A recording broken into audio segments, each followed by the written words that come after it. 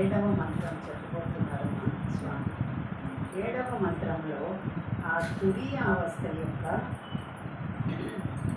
మహత్తరమైన వర్ణన నిర్వచనం కూడా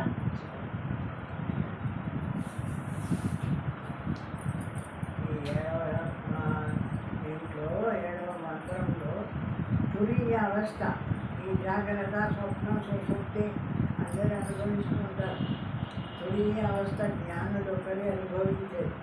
ఎవరు ధ్యానం చేస్తారో ఆ ధ్యానంలో అన్నీ విడవబడతాయి. వస్తువుల సూక్ష్మ కారణ శరీరాలు మూడు విడవబడి కేవలము జ్ఞానస్వరూపమైన బ్రహ్మాన్ని తెలుసుకొని బ్రహ్మ మాత్రంగా నిలుస్తూ ఉంటాడు. ఇది తురీయ అవస్థ. నాలుగవ స్థితి మూడవ స్థితి కానిది ఆ నాలుగవ స్థితి.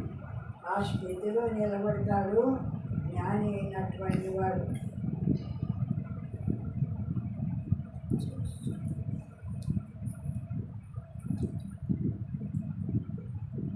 నాంత ప్రజ్ఞం న బహిప్రజ్ఞం మోహయత ప్రజ్ఞం న ప్రజ్ఞానగణం న ప్రజ్ఞం నా ప్రజ్ఞం అదృష్టం అవ్యవహార్యం అగ్రాహ్యం అలక్షణం అచింత్యం అవ్యపదేశం ఏకాత్మ ప్రత్యయసారం ప్రపంచ ఉపశమం శాంతం శివం అద్వైతం చతుర్థం మన్యంతే స ఆత్మా స విజ్ఞేయః.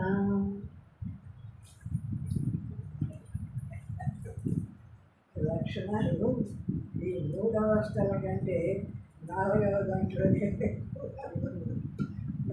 దాంట్లోనే ఎక్కువగా ఉన్నాయనిపిస్తుంది. ఆ లక్షణాలు చెప్తుంటే మూడవ స్థాయిలో ఏదో కొన్ని మాత్రమే ఉంటుంటాయి ఈ జాగ్రత్త స్వప్న సుషుప్తుల్లో. కానీ నాలుగవ దాంట్లో చాలా అది అంతఃప్రజ్ఞము కాదు, బహిప్రజ్ఞము కాదు. అంతఃప్రజ్ఞము కాదంటే లోపల దేన్నన్నా తెలుసుకుంటూ ఉన్నాడా అంటే లోపల దేన్ని తెలుసుకోలే. బయట దేన్నన్నా తెలుసుకుంటున్నాడా అంటే బయట దేన్ని తెలుసుకోలే. కేవలము తనలో ఉండే జ్ఞానస్వరూపమైన ప్రజ్ఞ ఉంది. ఆ ప్రజ్ఞ మాత్రంగా నిలిచినాడు. వస్తారు ఆ ప్రజ్ఞ మాత్రంగా నిలిచినాడు. ఏది బ్రహ్మస్వరూపమైన జ్ఞానస్వరూపమైన ఈ పరమాత్మ ఉన్నాడో ఆ పరమాత్మ జ్ఞానస్వరూపుడు కదా, ప్రజ్ఞామాత్ర స్వరూపుడు కదా. ఆయనకేం రూపాలు లేవు. పరమాత్మ స్వరూపానికి ఇవనుకున్నట్టు ఏమి ఆకారాలు లేవు, ఏ గుణాలు లేవు, ఏది లేదు, ఏది లేదు. కాబట్టి ఎట్లున్నాడే ఆయన విషయం ఏమిటి అంటే కేవలం ప్రజ్ఞ, సర్వాన్ని తెలుసుకునేటువంటి జ్ఞానం ఒక్కటే ఆయన రూపం. ఆ జ్ఞానానికి ఏ రూపం ఉంది? మనం ఎన్నో విషయాలు తెలుసుకుంటున్నాం ప్రపంచంలో. ఎన్ని విషయాలు తెలుసుకుంటున్నా తెలియబడే విషయానికి రూపనామాలు ఉండవచ్చు. కానీ ఈ తెలుసుకునే జ్ఞానానికి ఏ రూపం ఉంది? ఏ రూపము లేదు. ఆ ఏ రూపము లేనటువంటి ఇది బహిప్రజ్ఞ కాకుండా, బయట చూడబడే విషయాలు కాకుండా, లోపల ఏదైనా అనుకుంటున్నాడా అంటే అది కాకుండా, అంతఃప్రజ్ఞ కాదు, బహిప్రజ్ఞ కాదు. ఆ విధంగా అది ఇది లేకుండా ఇంకేమో అంతఃప్రజ్ఞ బహిప్రజ్ఞ ప్రజ్ఞ కాదు, ఉభయత ప్రజ్ఞ కలది కాదు. మళ్ళీ రెండు ప్రజ్ఞలు కలది కాదు. ఇట్లా బయట చూడలే, ఇట్లా లోపల చూడలే. ఇలా ఒక్కొక్క పదాన్ని ప్రజ్ఞాన గణము కాదు, ప్రజ్ఞయు కాదు. ప్రజ్ఞాన గణం. మనం ఇప్పుడు ఈ ప్రపంచ విషయాన్ని అంతా తెలుసుకుంటుంది. మీలో తెలుసుకుంటుంది, నాలో తెలుసుకుంటుంది, ఆయనలో తెలుసుకుంటుంది, అందరిలో తెలుసుకుంటుంది. ఇది ఏమిటి అంటే ప్రజ్ఞాన ఘనం. అంటే ఘనీభవించినటువంటి ఒక జ్ఞానస్వరూపము ఈ ప్రపంచాన్ని అంతా తెలుసుకుంటుంది. అది ప్రజ్ఞాన ఘనం. విజ్ఞాన గణము కాదు, ప్రజ్ఞయు కాదు. ప్రజ్ఞ అంటే అన్నిటినీ తెలుసుకునేది కాదు, అంతటా ఒక్కటిగా ఉంది ఘనంగా ప్రజ్ఞాన ఘనమై అట్లాంటిది కాదు. ఇప్పుడు ఏం చెప్తున్నాడంటే తురీయావస్థ, జాగ్రత్త, స్వప్నము, సుషుప్తి ఇవి కానీ తురీయావస్థలో జ్ఞాని ఉంటాడని చెప్పినాం కదా. ఆ తురీయావస్థ అంటే ఏ స్థితిలో ఉన్నాడు అంటే ఆ స్థితిని గురించి వర్ణన చేస్తున్నారు. అది అదృష్టము, అవ్యవహార్యం. అదృష్టము అంటే దృష్టము కానిది, దృష్టం కానిది అంటే కనిపించేది కాదు, కనిపించేది కాదు. అవ్యవహార్యము ఏదో మాటలతో ఇది బ్రహ్మం, ఇది బ్రహ్మం, ఇది బ్రహ్మం అని చెప్పుకుంటే తెలియబడేదా అంటే అట్లా వ్యవహారానికి వచ్చింది కాదు. గ్రాహ్యము, అలక్షణం. అది అగ్రాహ్యము అంటే గ్రహించేది కాదు. అలక్షణము అంటే ఇదో ఈ రకంగా ఉన్నాడు, ఈ రకంగా ఉన్నాడు పరమాత్మ అని ఏదైనా ఒక రూపనామాలతో చూపిస్తామా అంటే ఏ రూపము లేనటువంటిది అటువంటి స్థితి బ్రహ్మస్వరూపము యొక్క స్థితి. అలక్షణము, అచింత్యము.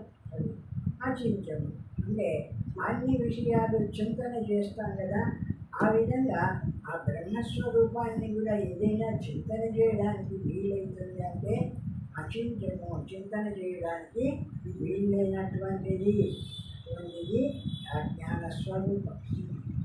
అవ్యపదేశ్యము, ఏకాత్మ ప్రత్యయ సారం. అవ్యపదేశము అంటే ఎవరికైనా తెలపడం, ఇదో ఇది బ్రహ్మస్వరూపం, ఇట్లుంటుంది బ్రహ్మస్వరూపం అని ఎవరికైనా చూపించి తెలియజేస్తామంటే అట్లా తెలియబడేది కాదు. ఏకాత్మ ప్రత్యయ సారం.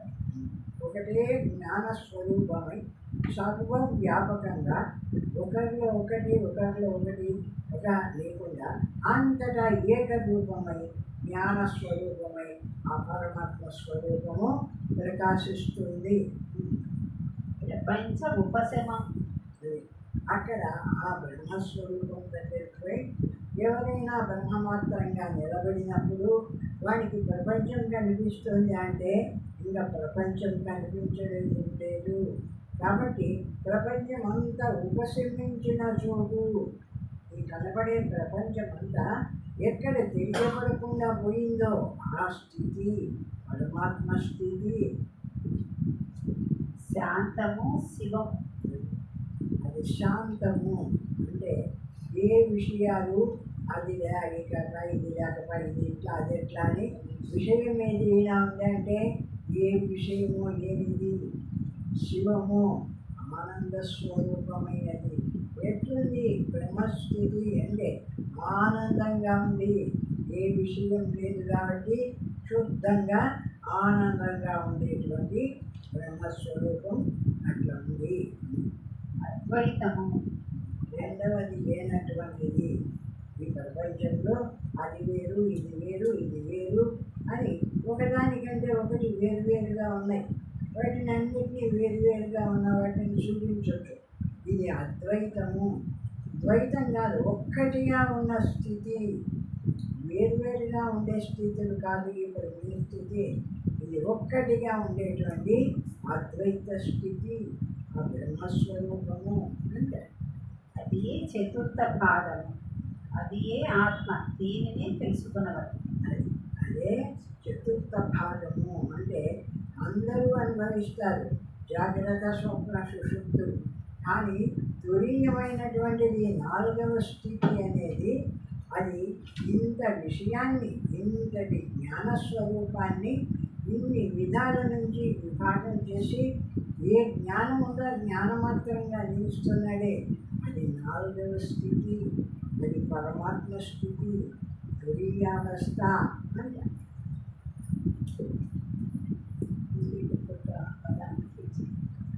నాంత ప్రజ్ఞ, ఆంతరిక జ్ఞానము కలది కాదు అనగా తైజస్సులు కాదు అని చెప్పుతున్నారు. ప్రజ్ఞ అంటే తైజస్సులు అంటే స్వప్నావస్థ.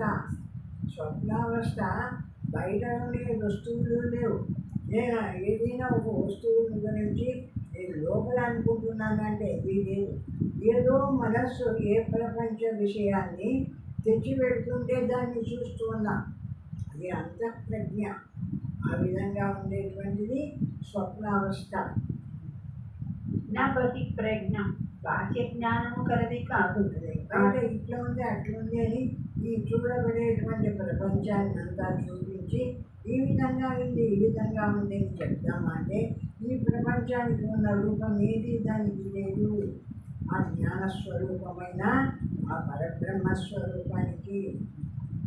నా ఉభయత ప్రజ్ఞ బహిప్రజ్ఞుడైన విశ్వడు అంతఃప్రజ్ఞుడైన తైజస్సుడు కాదు అని చెప్పినప్పుడు శిష్యుడు సహజముగానే ఆ తురీయ అవస్థ జాగ్రత్త స్వప్నములకు మధ్య ఉండు మరి ఒక అవస్థని భావించవచ్చు. అది అనుకుంటాడు ఎవరు శిష్యుడైనటువంటి వాడు. ఇది జాగ్రత్త కాదు ఏమి స్వప్నము కాదు అన్నప్పుడు వీటి రెండింటి మధ్య ఏదో ఒకటి ఏమి ఆ జ్ఞానమాత్రంగా ఉన్న స్థితి. అంటే బయట ఉన్న విషయాలను అనుకునేటప్పుడు జాగ్రత్త, అది ఇంద్రియాలన్నీ పనిచేస్తున్నాయి, ప్రపంచ విషయాన్నంతా చూస్తున్నాయి, అది ఒకరికొకరు చెప్పుకుంటే కనిపిస్తుంది. ఇది జాగ్రత్త ప్రపంచం. స్వప్న ప్రపంచం అంటే అది కేవలం మనస్సే ఏది అనుకుంటే ఆ రూపాన్ని తయారు చేసి చూపిస్తుంది. అది అంతఃప్రజ్ఞ కలిగింది. అది స్వప్నం.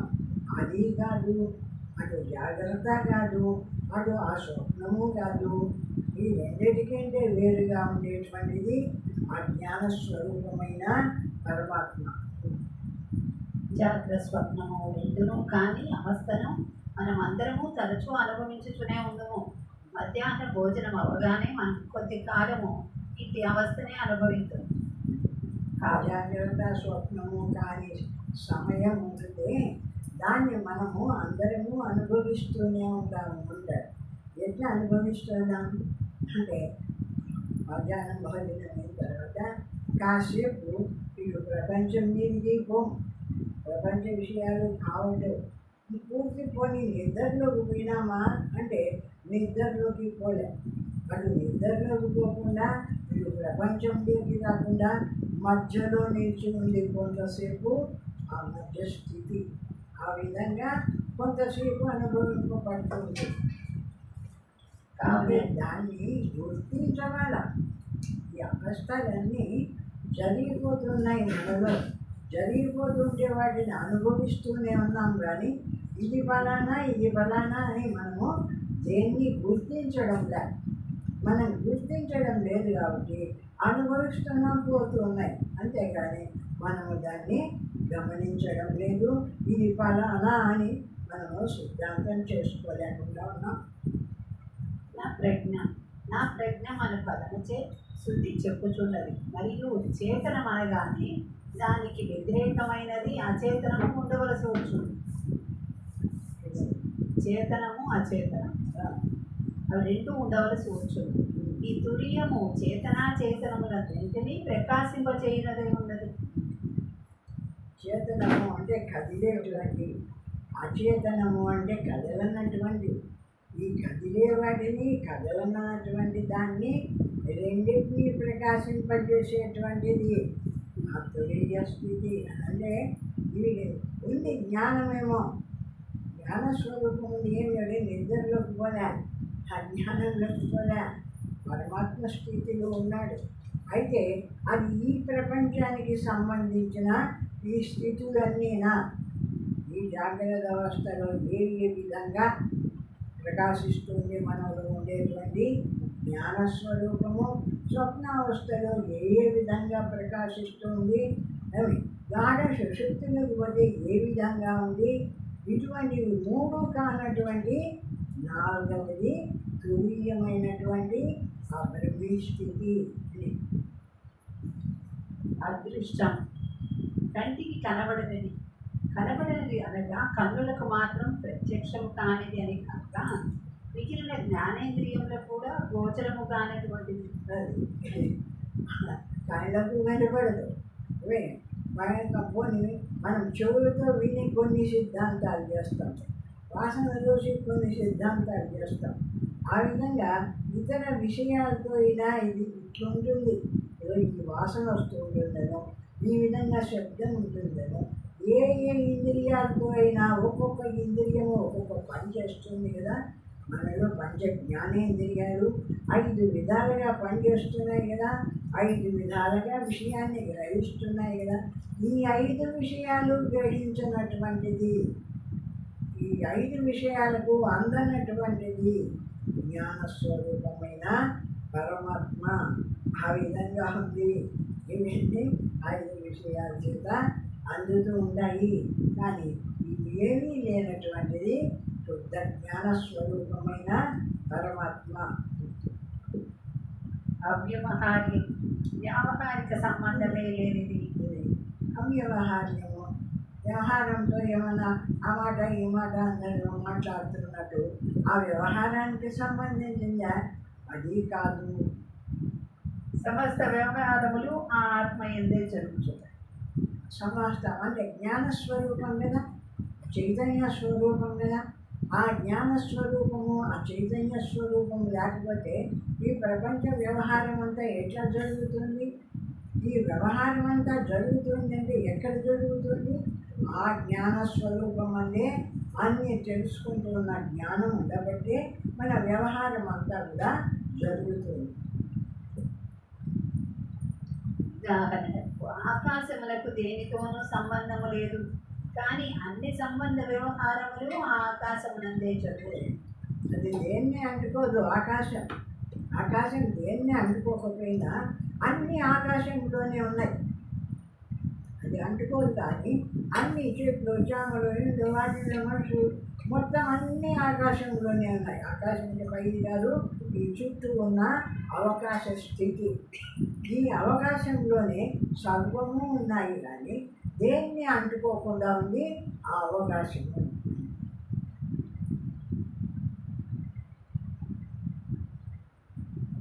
అట్లే ఆ సత్యతత్వము కూడా సమస్త నామరూపాత్మక ప్రపంచ వ్యవహారములకు ఆధారమై ఉన్నది. ఆ పరమాత్మ స్వరూపం కూడా, జ్ఞాన స్వరూపమైన పరమాత్మ స్వరూపం కూడా ఈ ప్రపంచంలో ఏ ఏ విషయాలు, నామరూపాలు, వ్యవహారాలు అన్నీ జరుగుతున్నాయో వీటన్నిటికీ జరిగేదానికి ఆధార రూపంగా ఉంది జ్ఞాన స్వరూపమైన పరమాత్మ. వీటన్నిటికీ ఆధార రూపంగా ఉందంటే అది ఉంటే, ఆ జ్ఞాన స్వరూపమైన ఆ పరమాత్మ ఉంటే దాని ఆధారంతో ఇవి ఉన్నాయి, అవి ఉన్నాయి, అవి ఉన్నాయి, అవి ఉన్నాయని తెలుసుకుంటూ ఉన్నాం. ఆ విధంగా ఏటి సంబంధము దానికి లేకపోయినా